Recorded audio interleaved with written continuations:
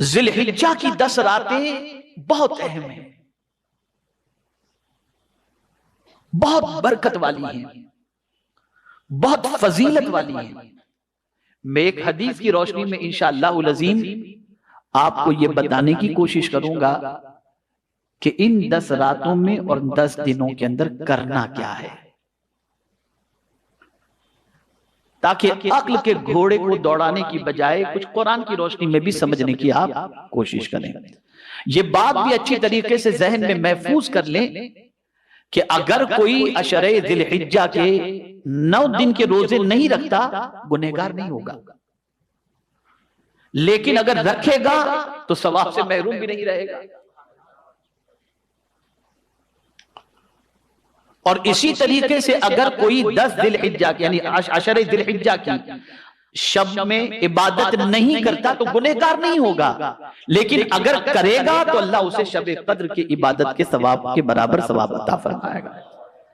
आक़ा करीम सल्लल्लाहु अलैहि वसल्लम ने फरमाया, अल्लाह के नजदीक सबसे ज्यादा पसंदीदा दिन जिसमें उसकी इबादत की जाए इस जिलहिज्जा के 10 दिन हैं। यानी ये जिलहिज्जा के 10 दिन वो 10 दिन हैं जिसमें अल्लाह को ये पसंद है कि बंदा इन दिनों में मेरी खूब इबादत करे। सारे दिनों में 365 दिनों की बात हो तो मैं कहूं कि उनमें से ये 10 दिन ऐसे हैं जिसमें अल्लाह अज़्ज़ा व जल्ल चाहता है कि मेरे बंदे खूब इबादत करें। अल्लाह चाहता है। अब सवाल एक पैदा होता है कि इबादत कौन सी इबादत करें। मैं कुरान की रोशनी में आपको कुछ समझाऊं।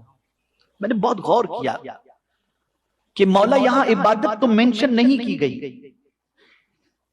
रोजा मेंशन है, रात की फजीलत मेंशन है, लेकिन अगर कोई दूसरी इबादत करना चाहे रोजे के अलावा या रोजे की हालत में या रात को तो क्या करे,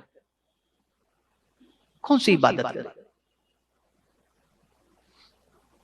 तो मेरे प्यारे आका सल्लल्लाहु अलैहि वसल्लम के प्यारे दीवानों, एक जहन में नुक्ता आया कि हदीस शरीफ के अंदर अल्लाह अज़्ज़ा व जल्ल के प्यारे हबीब सल्लल्लाहु अलैहि वसल्लम ने अहब्बु फरमाया, अहब्बु इल्लल्लाह, अल्लाह के नजदीक सबसे ज्यादा पसंदीदा।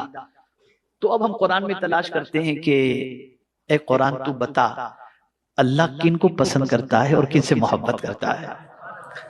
जब हम इस पर गौर करेंगे तो जिनसे वो मोहब्बत करता है, जिन्हें पसंद करता है, तो जाहिर सी बात है किसी अमल की वजह से पसंद करता है।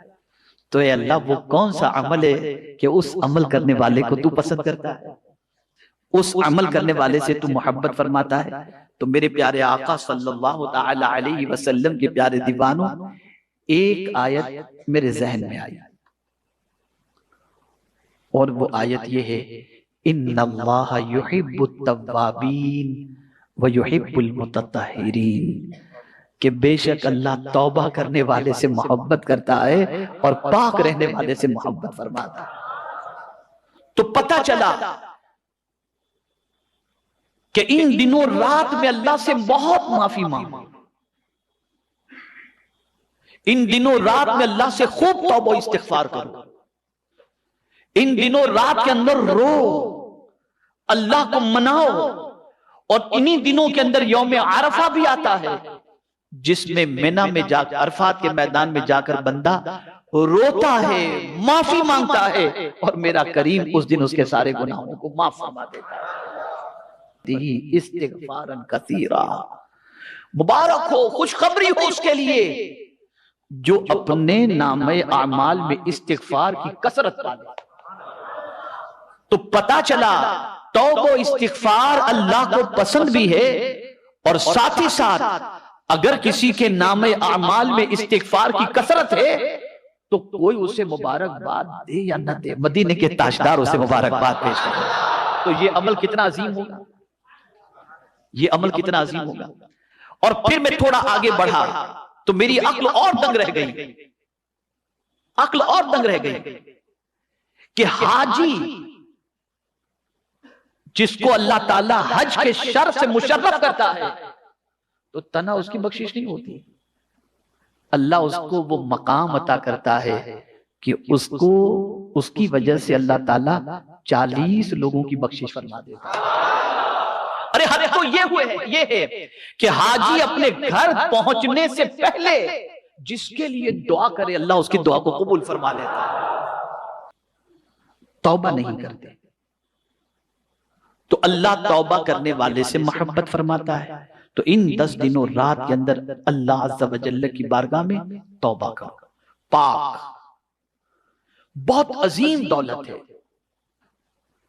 एक ही मकाम पर नहीं फरमाया कि इन्नल्लाह युहिब्बुत तव्वाबीन व युहिब्बुल मुतत्तहिरीन, बल्कि सहाबा की तारीफ भी जब फरमाई मस्जिद क़ुबा की तामीर करने वाले सहाबा की, तो फरमाया फीही रिजालु युहिब्बूना अन यतत्तहरू, इसमें ऐसे बंदे हैं जो पाक रहने वाले पाकी से मोहब्बत करते हैं। तो पता चला पाक रहने वाला यानी ऐसा बंदा जो पाक रहने से मोहब्बत करता है, अल्लाह उस बंदे से भी मोहब्बत फरमाता है। अब अगर पाक बंदे और पाकीज़गी से मोहब्बत रखने वाले बंदे मस्जिद की तामीर करें तो मस्जिद की शान ये हो जाए कि 2 रकात मस्जिद क़ुबा में पढ़ो तो नफिल उम्रे का सवाब अल्लाह अता फरमाता है। लेकिन सारा काम इबादत में शामिल है।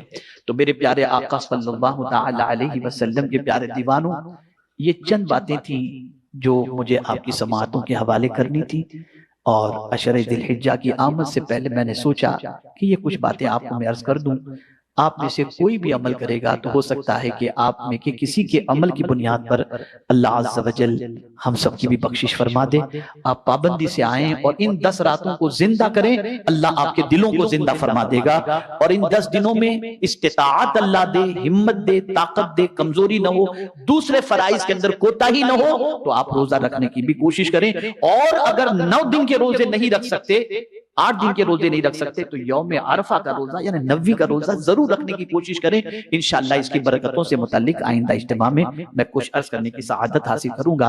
अल्लाह रब्बुल इज्जत जल्ल जलालुहु मुझे आपको सबको अमल की तौफीक नसीब फरमाए और आशरे ज़िलहिज्जा में इबादत और रियाजत की तौफीक नसीब फरमाए।